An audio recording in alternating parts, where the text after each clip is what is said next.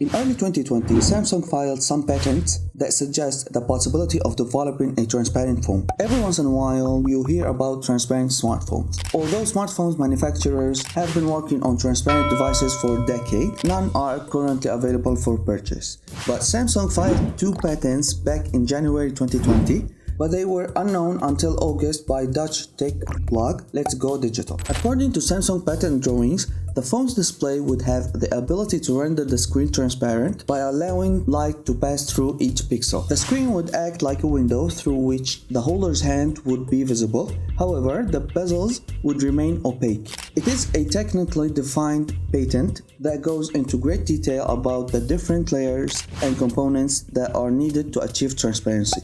In the patent images, a modern smartphone is shown with narrow bezels and a large transparent screen. Based on these patent images, the same Dutch tech blog published a mock-up collaborating with Snorine to show us these rendered images to help us understand what Samsung is behind.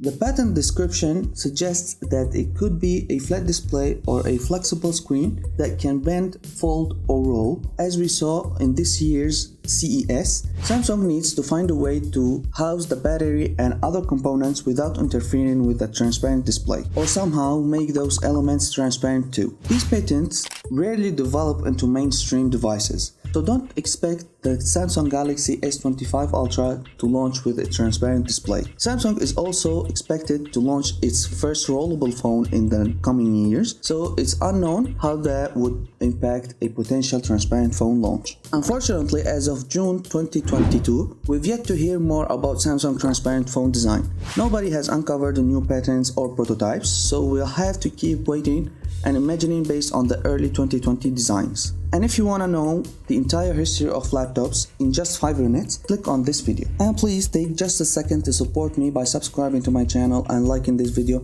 and perhaps sharing it with interested friends. Thank you for watching. See you in the next one.